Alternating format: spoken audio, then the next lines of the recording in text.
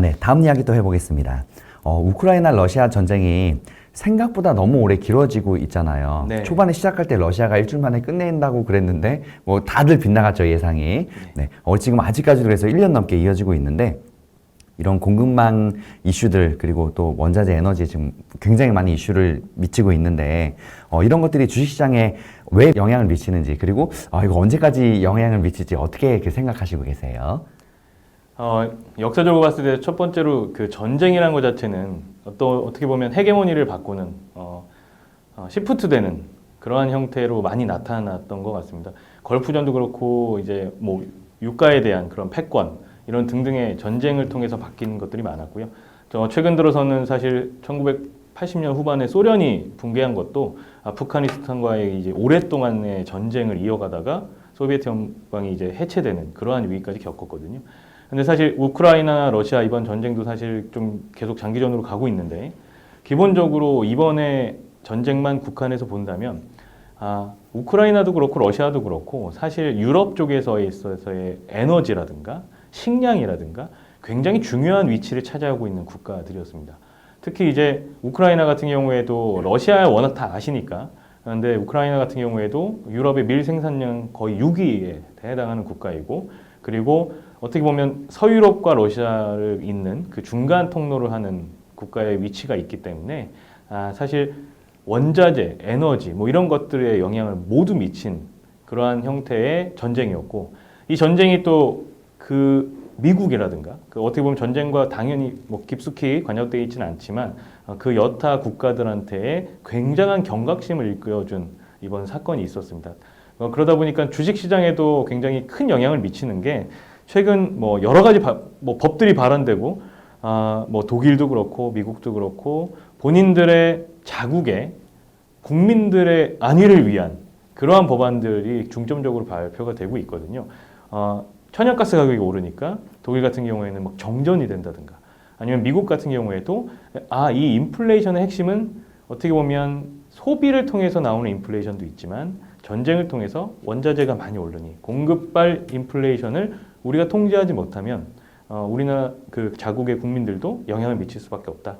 이러한 부분들이 팽배해지다 보니까 뭐 에너지원이라든가 이런 것들을 지키기 위한 그런 법안들을 계속 발행하고 거기에 관련된 산업들이 또 이제 주식시장에 영향을 미쳐서 주가가 다른 흐름을 보이는 어떤 것들은 예를 들어서 뭐 전기차라든가 친환경 에너지 관련된 기업이라든가 이런 것들은 갑자기 막 오르는 경우도 있고요. 반대로 그 외 과거에 그 유가나 이런 거에 관련된 기업들은 또 빠지는 경우도 있고 그러다 보니까 그러한 주식시장에 미치는 영향들이 전쟁을 통해서 여러 가지 산업으로 바뀌고 심지어 패러다임을 좀 바꿔서 자국의 안보를 위한 그러한 정책들이 주식시장에 더 많이 영향을 미쳤던 그러한 전쟁이라고 볼 수 있을 것 같습니다. 네, 알겠습니다. 다음 이야기 또 해볼게요. 최근에 작년 하락장을 마치고 네. 미국이나 한국이나 또 유럽 같은 경우는 지금 주식이 거의 뭐 최고점에 다 다다라 있는 상황인데 네. 유일하게 반등하지 못하고 있는 나라가 있습니다. 바로 중국인데요. 네. 이 중국이 오랫동안 봉쇄 정책을 끝내고 리오프닝을 이제 시작했다고 하는데 생각보다 반등이 너무 늦어지고 있습니다. 네. 중국이 지금 늦은 이유, 다른 나라들에 비해서 되게 뒤처지고 있는 이유 네. 어떤 것들이 있을까요? 뭐 간단합니다. 사실 주식시장의 근본적인 그 주가의 가장 힘을 이끄는 거는 실적이잖아요. 기업들의 주가가 오르려면 실적이 좋아야 되는데 물론 이제 그 기대감이 실적으로 이어질 때 가장 강한 반등을 이끌어낼 수 있겠죠. 그렇지만 지금 현재 중국 시장 같은 경우에는 작년 12월에 이제 위드 코로나를 선언을 한 이후에 기본적으로 과거의 수출 위주의 정책에서 이제는 소비 위주로 정책으로 바뀌었거든요. 그러면 소비가 계속 뒤따라 줘야 되고 그 소비 자체가 뭐 서비스업이라든가 이런 일반 여러 가지 다른 업종 중에서 제조업 관련된 부분도 많이 살아나야 기본적으로 제조업 관련된 기업들의 덩치가 크잖아요. 그러면 주가가 많이 오를 텐데 시장 자체가 아직까지는 소비가 시장을 이끌지 못하고 있는 한마디로 실적 자체가 그렇게 좋지 않은 모습을 보이고 있습니다. 실질적으로 많이 좋아질 거라 생각을 했는데 뭐 부동산 위기라든가 그리고 실업률이 지금 계속 높게 유지되고 있어요. 중국은 미국과는 다르게 그러다 보니까 실업률이나 자기가 실업이 될 것 같다는 그 두려움 때문에 저축도 많이 하고 있고 저축률이 좀 떨어지질 않고 있습니다. 굉장히 높으니까요. 그러다 보니까 투자도 미뤄지고 제조업 관련된 소비도 늘어나지 않고 이러한 부분들이 좀 상반기 이어지고 있는데요. 한 3분기 정도부터는 이러한 부분들이 이제 가시적으로 좋아질 걸로 보고 있기 때문에 시점 자체는 조금 미뤄졌지만 하반기부터는 조금 더 중국이 살아날 수 있지 않을까. 중국 경기가 그렇게 보고 있습니다. 네, 또 다음 이야기 해보겠습니다. 다음은 또 미국 이야기인데 최근에 미국이 반도체법으로 우리나라의 반도체 대장주들이 앞으로도 엄청난 위기를 겪게 된다는 이야기가 많이 나오고 있습니다. 어떻게 생각하세요? 사실 아까 전쟁 말씀드렸는데요. 뭐 미국뿐만 아니라 유럽도 그렇고요. 지금 계속해서 이제 어떻게 보면 국가 주도의 정부 주도의 법안들이 계속 나오고 있죠.